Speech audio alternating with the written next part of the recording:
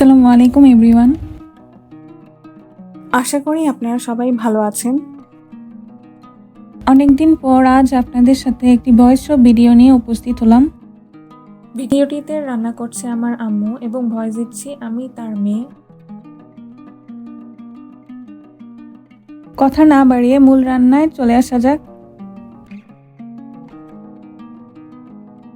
প্রথমেই একটি কড়াইয়ে পরিমাণ মতো সরিষার তেল, পেঁয়াজ কুচি ও কাঁচামরিচ দিয়ে দিব। পেঁয়াজগুলো হালকা ভাজা হলে হলুদ গুঁড়ো, মরিচ গুঁড়ো,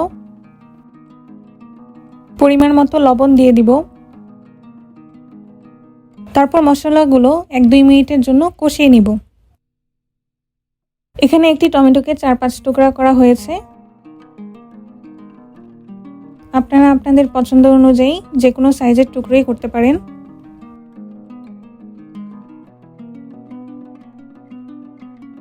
টমেটো কাটা শেষে এখন মূল রান্নায় ফিরা যাক।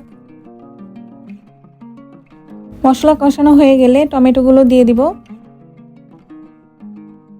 তারপর সবকিছুর সাথে ভালো করে মিক্স করে নিব। মিক্স করা হয়ে গেলে টমেটোগুলো নরম না হয়ে আসা পর্যন্ত ঢেকে রান্না করব। দেখুন টমেটোগুলো নরম হয়ে পানি ছেড়ে দিয়েছে। এখন পানি পুরোপুরি শুকিয়ে না আসা পর্যন্ত মিডিয়াম থেকে একটু কম হিটে রান্না করব। এখন ঢাকনা ছাড়াই বাকি রান্নাটা করতে হবে। মাঝে অবশ্যই নেড়ে দিতে হবে যাতে নিচে না লেগে যায়। আম্মু টেস্ট করে দেখলো যে রান্নাটা একটু মিষ্টি মিষ্টি লাগছে, তাই অল্প একটু তেঁতুল দিয়ে দিল। তেঁতুলটা ভালো করে মিক্স করে নিব। আপনাদের টমেটো যদি টক থাকে তাহলে এখানে তেঁতুল দেওয়ার প্রয়োজন নেই। ঝোলটা আর একটু টেনে আসা পর্যন্ত রান্না করে নিব। টমেটোর পানি একবারই শুকিয়ে গেছে। এখন ধনেপাতা দিয়ে ভালো করে মিক্স করে নিব।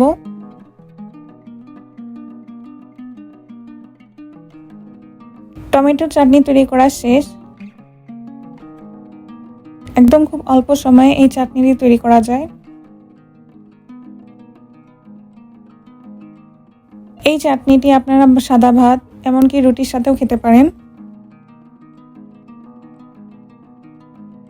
ভিডিওটি ভালো লাগলে অবশ্যই চ্যানেলটিকে সাবস্ক্রাইব করবেন এবং ফেসবুক পেজে ফলো দিতে ভুলবেন না।